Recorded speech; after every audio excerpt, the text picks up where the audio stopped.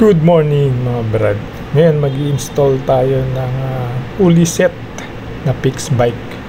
Ngayon habang ini-install natin to, sasagutin lang natin yung mga katanungan kung ano daw ang magandang panggilid para sa ating mga motor, especially itong Gravis nga Para sa akin sa experience ko lang to mga brad, ay share ko lang sa inyo. Sa tagal ko na nagmumotor, mga unang lumabas na brand ng panggilid, alam niyo naman yun kung anong brand yun Sa tagal ko na kasing gumagamit ng scooter, doon sa mga hindi nakakilala sa akin ang naging motor ko lang talaga scooter, hindi ako nagdidekambyo. Bali natandaan ko 2 beses lang ako nagdekambyo. Yung unang motor ko yan, dekambyo.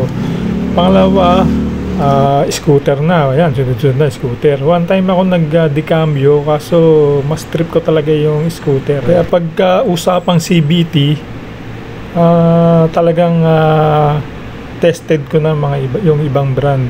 Yung mga brand naman na okay siya unang kabit mo, pero pag nagtagal, doon na lumalabas yung problema. Yung mga brand ng CVT na center spring, mas okay yung center spring sa ganun brand.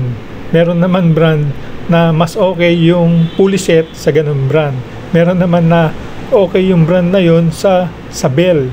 May mga ganun mga brand. Kaya siguro pansin nyo, pagka nagpapalit kayo ng fully set, yung isang brand lang siya, mag-umpisa sa Bell, sa clutch, sa pulley, sa torque drive, pansin nyo, mga bibilang lang ng ilang buwan, magkakaroon ng problema yung isang part na yon. Samantalang pare-parehas lang silang ng brand. Hindi na tayo magbabanggit ng kung anong brand yun. Wala naman sa natin na manira ng kung anong brand. Kasi gaya nga na sinabi natin, lahat ng fully set, mapa torque drive yan, pulley, Bell, magaganda naman sila mga nagdaan sa quality kasi yan, tsaka mga engineer ang gumawa yan, pinag-aralan ng gusto yan. Ang problema lang minsan talaga sa nagkakabit o sa gumagamit, minsan ipinipilit niya na ikabit sa kanya yun na hindi naman ubra, na may epekto. Mga ilang buwan lalabas yung mararamdaman niyang kakaiba, dragging, may maingay, makalampag. Iba-iba nagiging sakit kasi ng CVT talaga pagka hindi yung tamang parts yung ikinabit mo. Kahit sabihin mo mamahalin pa yan, quality pa yan, kung maling parts naman yung kinabit mo sa motor mo, magkakaroon ng problema yun. Kaya uli na sinabi natin na lahat ng brand ng CVT parts ay quality yan, nagdaan sa quality control yan, pinag-aralan ng mga engineer yan. Kaya hindi natin masasabi na huwag kang bumili nito, pangit to, huwag kang bumili nito, sirain yan. At nang lilabas sa market, quality yan, tsaka tested yan. Yun lang minsan nagkakaroon ng problema kasi ipinipilit na ikabit dun sa hindi naman na tama. Paano ko nasabing hindi tama? Katulad na lang ito yung proven na talagang napatunayan ko na kailangan tamang pyesa yung ilalagay mo sa motor mo.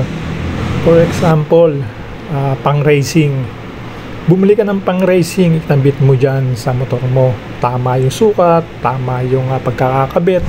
Ang problema nun, pang racing yan Pag sinabing pang racing, limitado ang init na kaya niya. Baga may limit siya. Pagka uminit na siya ng sobra-sobra, magkakaroon na siya ng diferensya.